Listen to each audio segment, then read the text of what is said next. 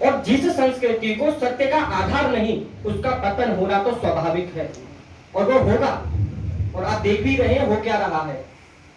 और ये बहुत ही एक ज्वलंत मुद्दा भी है, और होना भी चाहिए। हिंदू राष्ट्र क्यों नहीं बन रहा?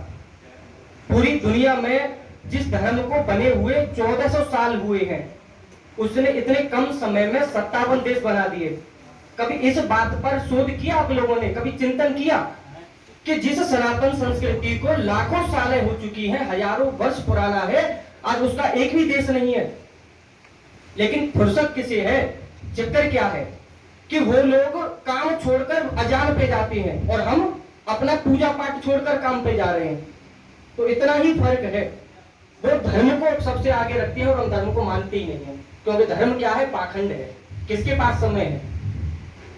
हफ्ते में एक बार जाएंगे, लोटा चढ़ाया, बस महीने भर का काम हो गया। अब ये बात चर्चा का विषय ये है कि हिंदू राष्ट्र क्यों नहीं बन रहा। देखिए, हिंदू राष्ट्र बन रहा है या नहीं बन रहा है, वो चर्चा का विषय नहीं है। सबसे पहले उस चीज पर शोध कीजिए ना कि हिंदू राष्ट्र ये बना क्यों नहीं। ये शुरुआत अभी तो नहीं हुई, उससे पहले क्या था? उससे पहले ये देश क्या था? विश्व गुरु था। और गुरु कौन होता है? पूरे संसार को ज्ञान देने वाला। आज विश्व में जो भी चीजें आप देख रहे हैं, सारी चीजें हमारे ही देश की देन है, हमारे ही शास्त्रों से निकली हुई। आज वही चीजें हमसे सीखकर अंग्रेज हमें सिखा रहे हैं कि भाई साहब ये हमने बनाया है।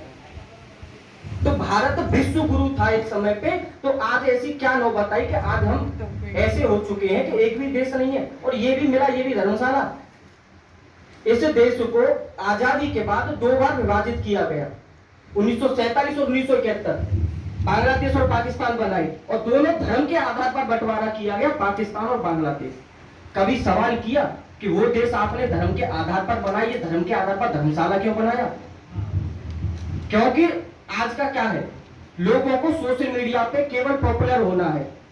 इधर की पोस्ट यहां से कॉपी की, उधर से की, उधर से यहां से की, उधर से की, केवल यही कॉपी पेस्ट वाली राजनीति। एक भी व्यक्ति ऐसा नहीं मिला जो जमीन पे आके कार्य कर रहा हो। जमीन पे कार्य होगा, सोशल मीडिया पे कार्य नहीं होगा। और आपको कुछ नहीं करना। आपको याद होगा सीए आया था, उन्होंने लागू होने दिया, काम धंधा छोड़ के महीनों सालों तक बैठे रहे।